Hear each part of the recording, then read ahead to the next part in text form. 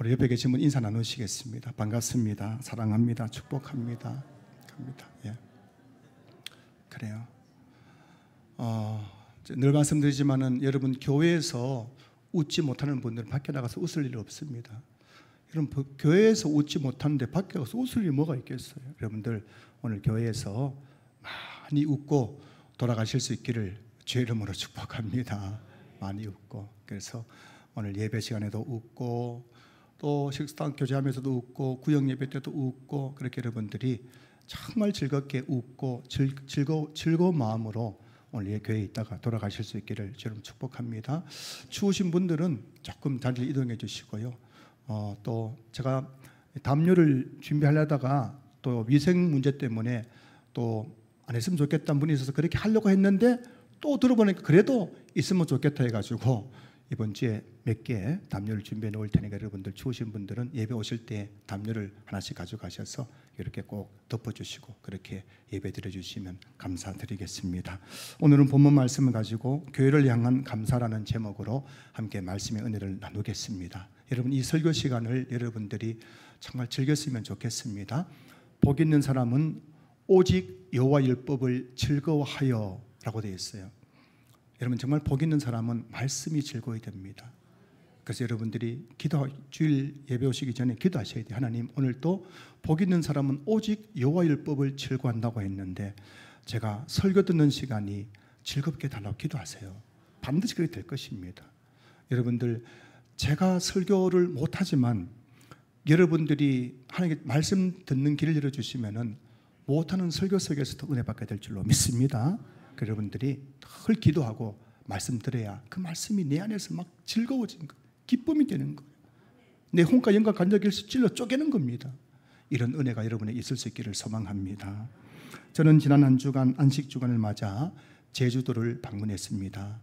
제주도에는 460여 교회가 있고 그 교회 중에서 우리 교단교회는 19교회가 있습니다. 제주도에 있는 460여 교회 가운데 70%의 교회가 미자립, 즉 스스로 자립할 수 없는 재정이 열악한 교회들입니다. 우리 교단 교회 가운데에 19개 교회 중에서 10교회 이상이 성도 20명 미만의 미자립 교회라는 이야기를 이번에 듣게 되었습니다. 이번에 제주도를 방문하여 우리 교단 목사님 4분을 만나서 3일 동안 교제하는 귀한 시간을 가졌습니다.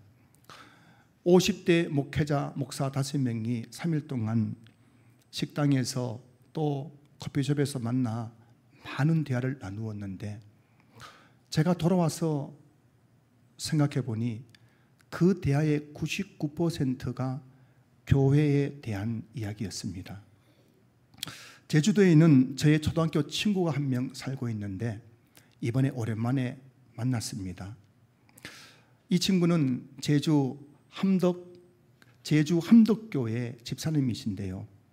이 친구와 만나서 함께 식사를 하고 차를 마시면서 서너 시간을 보낼 동안 이 친구 집사님은 계속해서 저에게 자신의 교회 이야기를 했습니다. 누가복음 6장 45절을 보면은 마음에 가득한 것을 입으로 말함이니라 라는 말씀이 나오죠. 사람은 마음에 있는 것을 입으로 말하는 법이라고 성경은 말씀합니다. 이번에 제주도에서 만난 목사님들과 집사님은 그 마음속에 교회에 대한 생각이 가득했던 모양입니다. 그래서 오랜만에 만난 그 동료 목사와 오랜 친구를 만남에도 불구하고 그 대화를 하면서 하는 이야기는 오직 교회에 대한 이야기밖에 없었습니다. 이게 제주도 성도들만의 이야기겠습니까? 저와 여러분도 그렇지 않습니까? 저와 여러분들도 교회 안팎에서 사람들을 만날 때마다 좋은 이야기든 나쁜 이야기든 교회에 대한 이야기를 많이 하지 않습니까? 왜 우리는 사람을 만날 때마다 교회에 대한 이야기를 하는 것일까요? 그만큼 교회가 중요하기 때문입니다. 그만큼 우리는 교회에 대해서 관심이 많기 때문입니다. 그러니 암흑의 성도에 대한 이야기도 하고 정심 식사한 이야기도 하고 또 목사 이야기도 하고 에어컨 바람 때문에 교회 갔다가 너무 힘들었다는 이야기도 하고 여하튼 우리는 늘 교회에 대한 이야기를 우리 입 밖으로 내뱉게 되는 것입니다.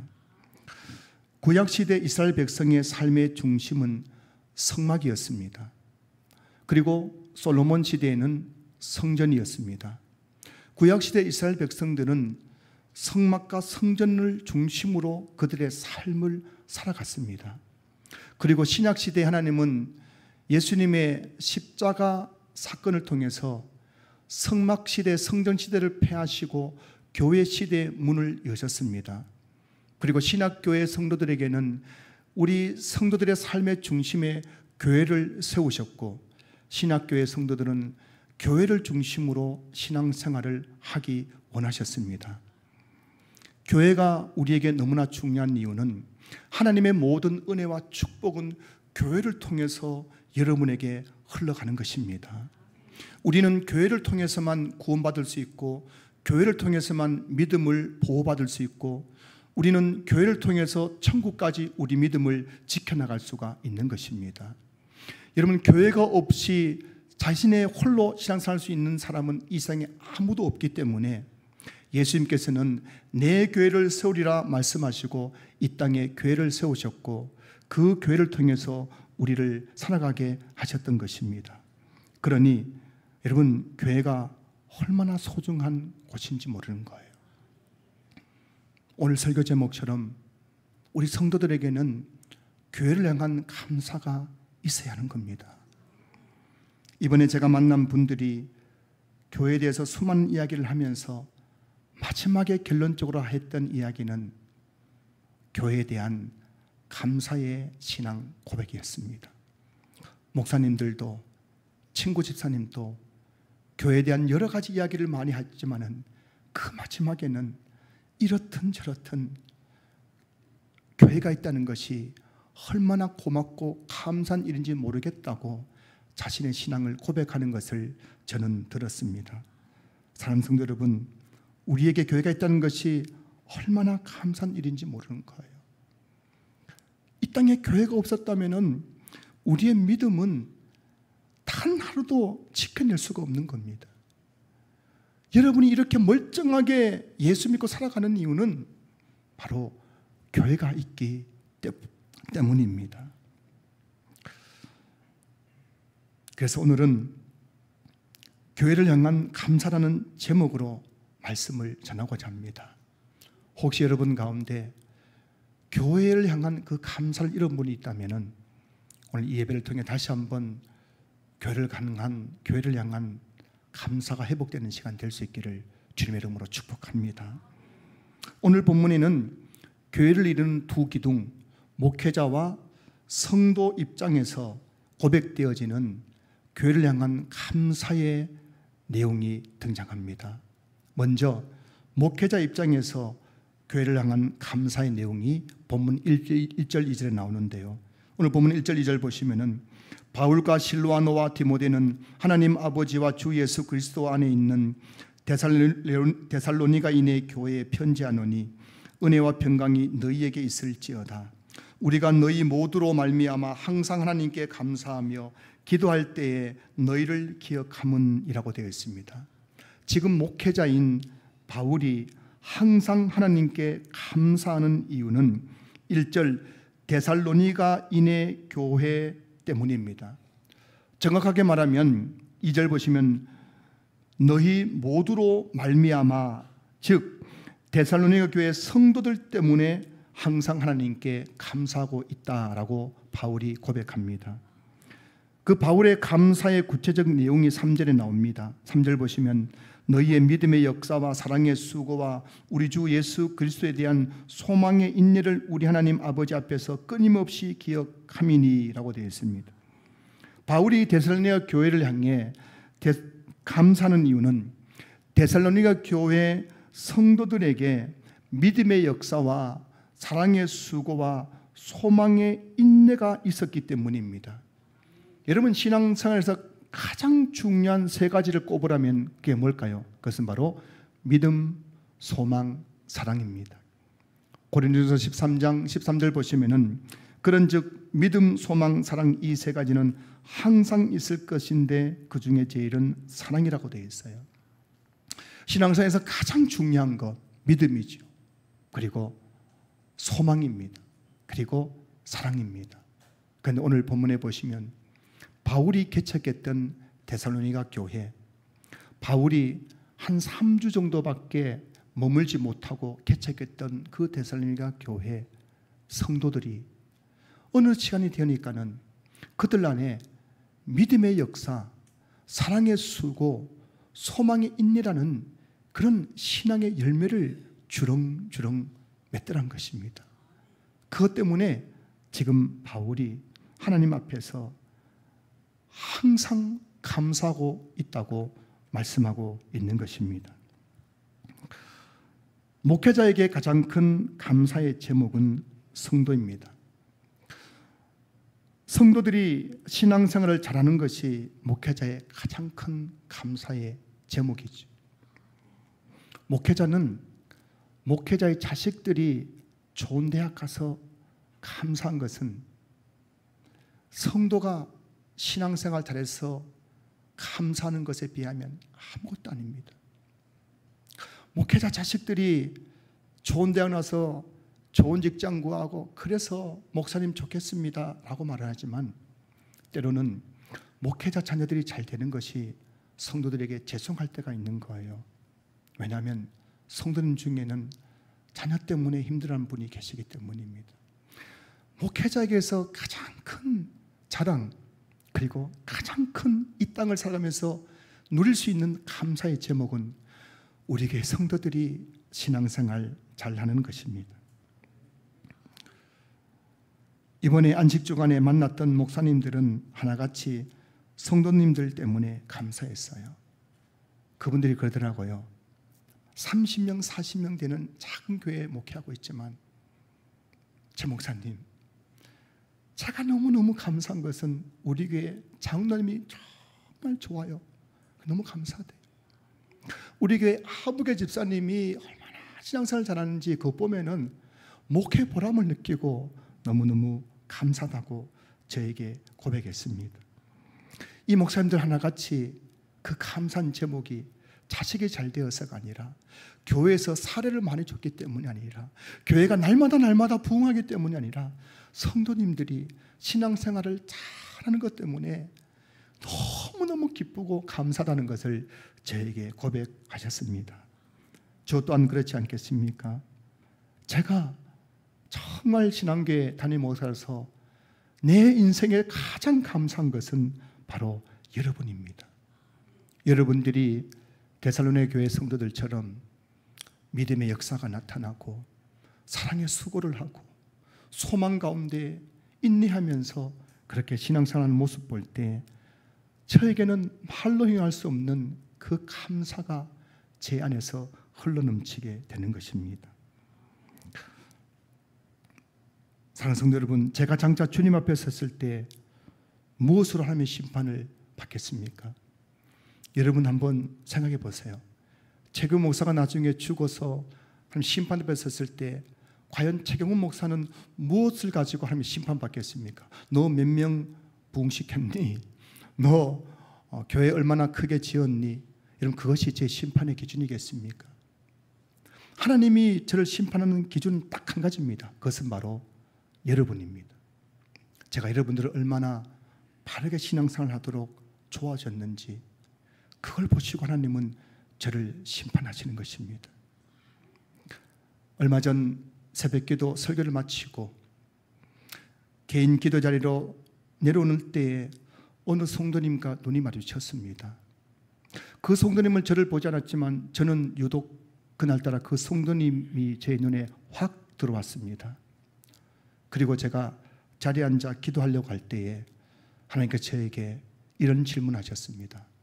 최 목사, 내가 왜 너를 신앙교회 담임 목사로 세우는지 아니? 라고 물으셨어요.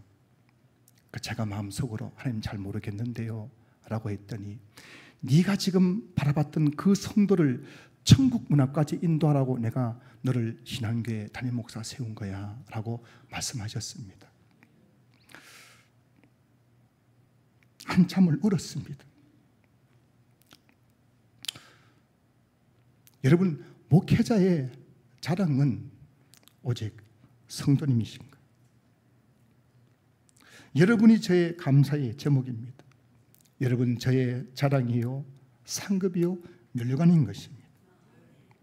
여러분, 바울이 이 데살로니가 성도들이 3주밖에 머물지 못했던 데살로니가 성도들, 젖먹이를 내버려두고 떠나갔던 어머니 같은 심정으로 그들 위해서 기도했는데 그들이 어느 날 믿음이 자라서 그들은 믿음의 역사가 나타나고 사랑의 수고를 하고 소망 가운데 주님의 재림을 바라보면서, 오늘 10절 말씀처럼 주님의 재림을 바라보면서 소망 가운데 고난과 환난 중에도 인내한 모습 보면서 이것이 나의 감사의 제목이라고 고백하고 있는 바울의 모습이 오늘 저의 모습이기도 한 줄로 믿습니다. 사랑하는 성도 여러분, 목회자에게 있어서 가장 큰 감사의 제목은 성도인 것입니다. 저는 우리 신앙계 모든 성도님들이 주님 앞에 설 그날까지 목회자의 자랑과 감사의 제목이 될 수 있기를 주님으로 축복합니다. 그것은 딱 한 가지 방법입니다. 여러분들 안에 믿음의 역사와 사랑의 수고와 소망 인내라는 열매를 맺는 것입니다. 여러분들이 그렇게 우리 교회에서 믿음의 장성한 사람들로 잘 자라서 제가 하나님의 심판대에 섰을 때에 주님께 잘하였다, 착하고 충성된 종이라고 칭찬받을 수 있도록 여러분들이 저의 자랑이 되어주시기를 주 이름으로 부탁드립니다.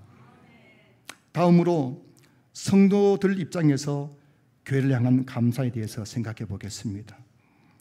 오늘 본문에 보시면은 데살로니가 교회 성도들은 믿음의 역사와 사랑의 수고와 소망의 인내라는 감사가 넘치는 신앙생활을 하고 있는 것을 보게 됩니다. 오늘 본문에 데살로니가 교회 성도들이 직접 감사라고 말하는 내용은 나오지 않지만 오늘 본문을 묵상해 보면은 지금 데살로니가 교회 성도들 안에는 믿음의 역사, 사랑의 수고, 소망의 인내라는 감사가 지금 충만한 걸 보게 되는 겁니다. 성도 여러분, 어떻게 해서 그들이 이렇게 감사가 충만한 신앙생활을 할 수 있었던 것일까요? 첫째는 하나님의 사랑과 택하심을 받았기 때문입니다. 오늘 보면 4절 보시면은 하나님의 사랑하심을 받은 형제들아 너희의 택하심을 아노라. 지금 데살로니가 교회 성도들이 알고 있는 거예요. 뭘 안다고요? 하나님의 사랑받음과 하나님의 택하심 받은 것을 그들이 알고 있다는 것입니다. 지금 데살로니가 교회 성도들은 하나님이 나를 얼마나 사랑하고 있는지 알고 있는 것. 여러분, 하나님이 여러분을 얼마나 사랑하고 있는지 알고 계십니까? 저도 나이가 한 29쯤 되었을 때에 부모님의 사랑을 알게 되었습니다. 그 전까지는 얼마나 아버지가 미웠는지, 농사 짓는 아버지, 그것도 큰 천석군 만석군이 아니라 남의 논을 붙이는 소장농 아버지를 둔 것이 얼마나 원망스러웠던지요. 그런데 29 무렵, 제가 신학교에 갈 무렵이 되었을 때에 하나님이 알게 해주셨습니다. 너의 아버지가 너를 얼마나 사랑하는지 알게 되었어요. 그때부터 저는 더 이상 아버지가 농부라는 것이 부끄럽지 않았어요. 소장농이라는 게 부끄럽지 않았습니다. 저에게 아무것도 해줄 수 없는 아버지라는 것이 부끄럽지 않았어요. 원망스럽지 않았습니다. 아버지의 사랑 때문에 그 아버지를 사랑하게 되었던 것이죠. 여러분, 많은 성도님들이 교회에 나와서 하나님께 원망하고 불평하고 그렇게 하나님 앞에 때를 씁니다. 왜냐? 하나님의 사랑을 깨닫지 못하기 때문이에요. 하나님이 우리를 얼마나 사랑하시느냐. 요한복음 3장 16절 하나님이 세상을 이처럼 사랑하사 독생자를 주셨으니, 하나님이 우리를 너무너무 사랑하셔서 독생자를 십자가 위에 내어주셨어요. 여러분, 여러분에게 가장 소중한 존재가 누굽니까? 자식일 겁니다. 그래서 제가 신방 가서 저 집사님 돈 좀 주세요 하면 안 줘요. 우리 애들 주겠대요. 자식을 너무 사랑하니까는, 자식이 가장 소중하니까 자식과 바꿀 것이 아무것도 없는 겁니다. 그런데 만약 여러분들이 여러분의 자신의 목숨까지, 자식의 목숨까지 내줄 수 있다면 분명 그것은 자식보다 더 사랑하는 것이 있기 때문일 것입니다. 하나님은 독생자를 십자가에 죽게 하셨습니다. 뭐 때문입니까? 우리를 너무너무 사랑하시기 때문인 거예요.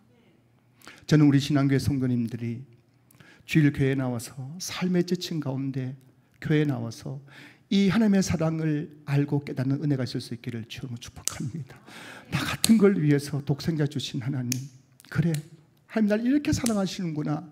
그 하나님의 사랑 때문에 다시 감격하고, 그 하나님의 사랑 때문에 다시금 치유가 되고, 그 하나님의 사랑 때문에 다시 힘을 내는 우리 성도들 되었으면 좋겠습니다. 그리고 데살로니가 교회 성도들은 하나님의 택하심을 알고 있었습니다. 여러분, 하나님이 데살로니가 교회 성도들 택해 주셨다는 겁니다. 언제 택해 주셨습니까? 에베소서 1장 4절 말씀 보시면은 곧 창세전에 그리스도 안에서 우리를 택하사. 여러분, 하나님께서 데살로니가 교회 성도들을 언제 택하셨느냐? 창세전, 이 세상을 창조하기 전부터 데살로니가 교회 성도들 이미 택하셨다는 겁니다. 하나님의 자녀 삼기로 택하셨다는 겁니다. 이걸 데살로니가 교회 성도들이 알고 있으니까는 그들 안에는 하나님에 대한 그 감사가 충만할 수 있었던 것입니다. 사랑하는 성도 여러분, 저 여러분은 어떤 존재입니까? 하나님께서 창세전부터 사랑하시고 구원하시기로 선택해 주신 존재입니다. 저와 여러분들은 보통 사람들이 아니에요. 대단한 사람들입니다. 대단한 사람들. 옆에 계신 분 툭툭 쳐가지고 잠좀 끼울 거면서 당신 대단한 사람이야 이렇게 하면 이 사람 하세요. 당신 대단한 사람이야. 우리가 어떤 사람이냐? 하나님이 자기 아들을 내어주실 만큼, 자기 아들 죽여서까지라도 구원하실 만큼 대단한 존재예요. 그래서 에베소서 2장 10절 보면은 바울은 우리를 가리켜서 하나님의 걸작품이라고 하죠. 걸작품. 우리는 여러분 어떤 존재라고요? 하나님의 걸작품입니다. 여러분은 하나님의 걸작품입니다. 믿으시면 아멘. 여러분 하나님의 걸작품이에요. 여러분 세상 어디에 내놔도 하나도 꿀릴 것이 없는 하나님의 걸작품입니다. 옆에 계신 분에게 다시 한번 인사하겠습니다. 정중하게, 당신은 하나님의 걸작품입니다.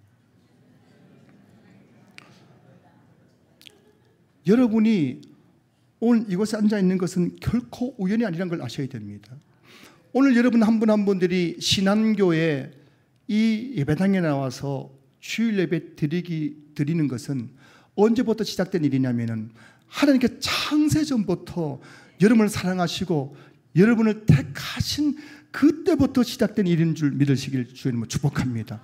그럼 여러분이 이 자리에 앉아 계신 것은 하나님의 창세전부터 계획한 일이니까 여러분 우리가 얼마나 놀랍고 대단한 존재인지를 여러분 제발 알았으면 좋겠어요.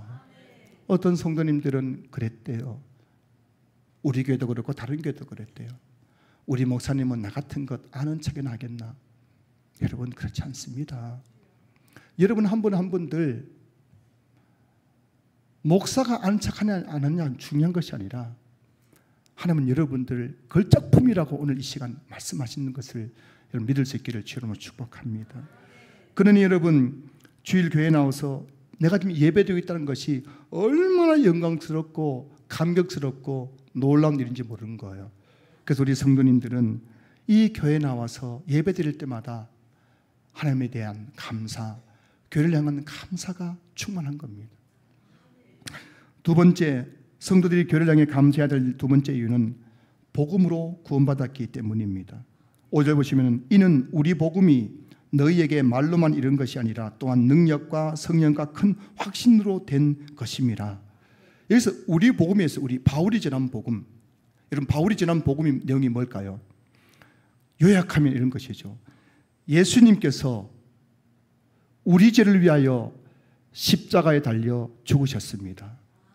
그러므로 누구든지 예수님을 믿고 구원받으면, 예수를 믿고 마음에 영접하면 죄에서 구원받습니다. 이것이 바울이 전한 복음의 핵심이죠. 지금 데살로니가 교회의 성도들은 바울이 전한 이 복음을 듣고 예수를 믿고 구원받았습니다. 그리고 그들에게는 구원받은 징표로서 오늘 5절 보시면은 능력과 성역, 큰 확신이 그들 안에 있었다는 것입니다. 예수 믿고 구원받으면은 거기에 맞는 이 징표가 나타나는 거예요. 그게 뭐란 말입니까?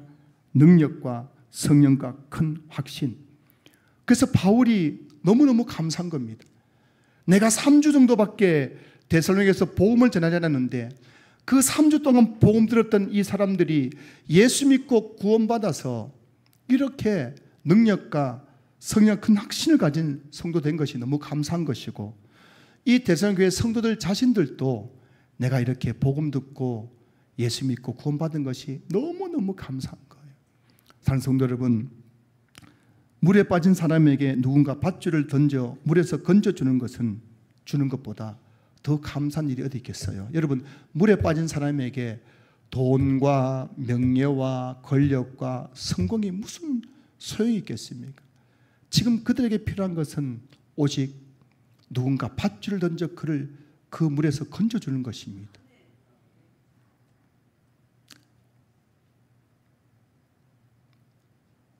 저와 여러분은 어떤 사람들이었습니까? 예수 믿기 전에 죄에 빠져 허적거리며 살다가 죽어서 지옥 갈 수밖에 없는 가련한 인생들이었습니다. 그런데 어느 날 교회에서 누군가 내게 다가와서 복음의 밧줄을 던져준 거예요. 그 내가 그 밧줄을 딱 붙잡는 순간 교회에 나와서 예수님 믿고 구원받게 된 것입니다.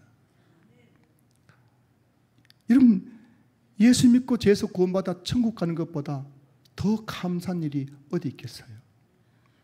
여러분, 지금 아직은 여러분이 젊어서 잘 이게 이해가 되지 않겠지만은 여러분의 인생의 황혼을 맞아서 이제 여러분 스스로 내 몸을 가름할 수 없는 그때가 되면 여러분들은 이런 고백할 것입니다. 아, 그렇구나. 지금 나에게 돈도 필요 없구나. 내가 지금 성공과 명예도 필요 없구나. 내가 쌓아놓았던 그 좋은 아파트도 필요 없구나. 지금 나에게 필요한 것은 오직 예수 그리스도밖에 없구나. 그때 깨닫게 될 거예요. 여러분, 예수 믿고 구원받을 것보다 더 감사한 일이 없는 겁니다. 마태복음 16장 18절, 또 내가 내게 이르노니 너는 베드로라. 내가 이 반석 위에 내 교회를 세우리니. 예수님은 우리의 구원을 위해 이 땅에 교회를 세우셨습니다. 그래서 그 교회를 통해서 우리가 복음을 듣고 예수 믿고 구원받게 된 것입니다. 그러니 여러분, 우리가 예수 믿고 구원받은 것이 바로 교회를 향한 감사로 나타나야 되는 것. 저는 우리 신앙교회 성도님들이 주일마다 교회 나와서 예배 드릴 때마다 이 교회를 통해서 내가 복음 듣고 예수 믿고 구원받은 것에 대한 감사가 충만할 수 있기를 주의 이름으로 축원합니다. 마지막 세 번째, 성도들이 교회를 향해 감사해야 할 세 번째 이유는 환난 중에도 성령의 기쁨을 주시기 때문입니다. 6절 보실까요? 또 너희는 많은 환난 가운데서 성령의 기쁨으로 말씀을 받아 우리와 주를 본받는 자가 되었으니. 지금 데살로니가 교회 성도들은 평안하게 교회 다니는 것이 아니었습니다. 지금 데살로니가 교회 성도들은 많은 환난 가운데에 신앙생활을 하고 있는데, 그런데 그들에게 이 중요한 것은 기쁨이 있었다는 겁니다. 기쁨이 있었다는 겁니다. 우리는 평안하면 기쁘다고 생각하지만은 오늘 본문을 보면은 많은 환난 중에도 이 데살로니가 교회 성도들은 기쁨이 충만했던 거예요. 이 기쁨의 정체가 무엇입니까? 그것은 바로 성령의 기쁨이라는 것입니다. 우리가 예수님을 믿으면 성령님이 우리 안에 들어오셔서 우리 안에 내주하십니다. 그리고 성령이 내주하는 첫 번째 증거가 뭐냐면 바로 기쁨이에요. 기쁨. 예수 믿고 나서 가장 먼저 우리 안에서 나타나는 그 구원의 열매, 증거가 뭐냐면 바로 기쁨이라는 거예요. 예수 믿으면 기쁜 거예요. 고난 중에도 기쁘고 환난 중에도 기쁘고 병이 들어도 기쁘고 가난해도 기쁘고, 예수 믿으면 이 기쁨이 우리 가운데 충만하게 샘솟게 된다는 것입니다. 그래서 여러분, 사도행전을 보면은 성령 받은 사람들은, 그들은 지금 세상적으로는 박해를 당하고 핍박을 당하고 나가나가 되어 있었지만 그들에게 뭐가 있었습니까? 사도행전 13장 52절, 제자들은 기쁨과 성령이 충만하니라. 지금 이 사도행전 13장 52절에 나오는 이 제자들은 어떤 가운데 있느냐? 지금 그들은 나그네로 살아가고 있는 거예요. 그들에게는 생명의 위협을 받을 만한 핍박과 박해가 있는 것입니다. 그런데 그들에게는 기쁨이 충만했어요. 어떤 기쁨입니까? 성령의 기쁨이 충만한 거예요. 집사님, 뭐가 그래 좋아? 뭐가 그래 좋아? 예수 믿으니까 좋지. 예수 믿고 성령 받았으니까 좋지. 여러분, 이게 우리 입에서 고백되어지는 것이 정상인 거예요. 성령이 주시는 기쁨은 환경을 초월하는 기쁨입니다. 고난과 환난 속에서도 누리는 기쁨이에요. 그래서 바울은 로마 감옥에서도 너무 기뻐서 춤을 췄어요. 간수들이 묻습니다. 야, 너 미쳤니? 너 이제 얼마 있으면 교수형 당해서 참수형 당해 죽을 거야. 근데도 바로 거기서 충만한 기쁨을 누린 거예요. 할렐루야, 할렐루야. 야, 너 미쳤어? 안 미쳤어요. 뭐가 그리 좋아? 내 안에 성령의 기쁨이 충만하기 때문이라. 교회를 다녀도 즐겁게 교회 다니는 사람과 재미없게 교회 다니는 사람의 차이는 여러분 백지짝 한 장 차이란 걸 알고 계십니까? 여러분, 교회에서 막 즐거워하는 분들을 그 삶을 들여다보면 여러분 다를 게 하나도 없습니다. 여러분 보시고 오늘 막 보는 거예요. 보니까 막 너가 막 싱글벙글한 거예요. 뭐 좋은 일 있나? 그렇죠. 그 집에 가보면 똑같아요. 여러분, 다른 게 하나 백지장 차이입니다. 즐겁게 교회 다니는 사람과 우울하고 재미있게 교회 다니는 사람의 차이점은 백지장 차이입니다. 어떤 차이입니까? 그 안에 성령 기쁨이 있느냐 없느냐의 차이인 거예요. 돈이 많냐 없냐가 아니에요. 여러분, 성공했냐 못했냐가 아니에요. 자식 잘 되냐 못 되냐가 아니에요. 내 안에 성령의 기쁨이 있느냐 없느냐의 차이점인 거예요. 백지장 차이점인 거예요. 이 성령의 기쁨 때문에 누구는 핍박 속에서도 감옥 속에서도 기뻐하고, 어떤 사람은 30-40평 아파트에 살면서도 날마다 우울한 것이에요. 오늘 대선교회 성도들이 이렇게 기뻐했던 이유는 그들 안에 성령이 주시는 기쁨이 충만했기 때문인 것입니다. 저는 지난 9년 동안 신안교회에서 목회하면서 하루도 기쁨 없이 목회한 날이 없었습니다. 매일매일의 삶이 기쁨이요, 또 감격이요, 그리고 설레임이었습니다. 설레임. 제가 일부 예배 때 이거 하려 했는데 깜빡하고 안 가져왔는데 2부까지 설레임. 하루하루 삶이 기쁨과 감격과 설렘이었어요. 청소를 해도 기쁘고, 설교해도 기쁘고, 기도를 해도 기쁘고, 신방을 해도 기쁘고, 밥을 먹어도 기쁘고, 잠을 자도 기쁘고, 성도님들 만나도 기쁘고.